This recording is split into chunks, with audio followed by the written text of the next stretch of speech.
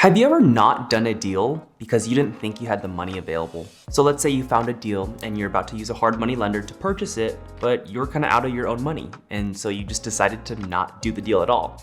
Has that ever happened to you?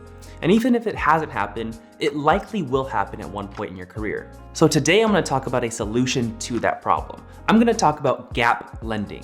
What I want to talk about today is how you can use none of your own money in your real estate investment deals. And there are a couple ways to do it. You may have heard of private money and you may have heard of hard money. So private money is one way that you can use none of your own money, but hard money is a way to use none of your own money as well. It just requires to mix hard money and private money. And here's what I mean. Let's walk through a scenario together.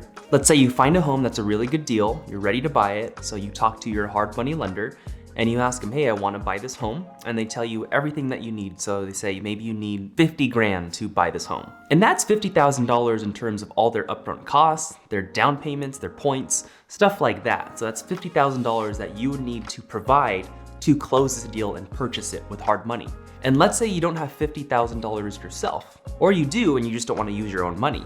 Instead of using your own money to cover that $50,000, you can find another person, a private lender, to lend you the $50,000 so that you can buy this home with none of your own money. And this specific lender is called a gap lender. They are funding the gap, and it's the gap between actually getting the deal and not getting the deal. So you're using hard money, but you didn't want to use any of your own money to fund the down payment and the closing costs and the points and all the other costs associated with purchasing that home.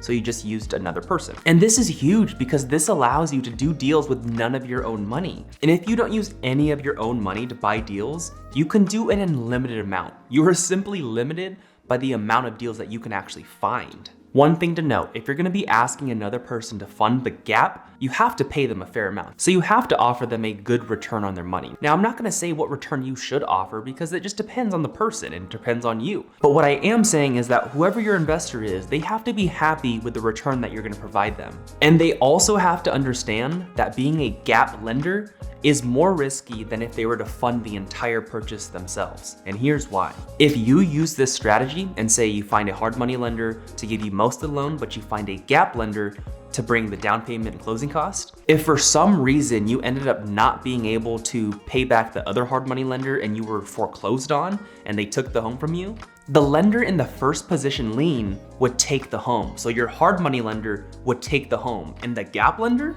they're left with nothing. So they take a big risk by lending the gap because they're in second position. So if something ever went bad, they're kind of out, they're out of luck. So yes, it's riskier, but again, it comes down to the trust and the rapport that you built with them. If they're gonna be providing the gap funding for you, they're obviously gonna trust you, and you have to make sure that they understand the risk of the situation. And the savvy investors, they might not be happy with a percent return. So they might not be happy with 10 to 12% if you offer that. The savvy investors will see that and they might say, hey, I'm not happy with a 10 to 12%. How about we do an equity split instead? So they might be asking for you to split the flip profits with them instead of giving them a return on their money. But honestly, if you're out of options and you don't know anyone else who can provide this funding for you, just do it. The important thing is that you do deals. Don't be greedy, especially at first. The important thing is that you're doing deals whatever it takes.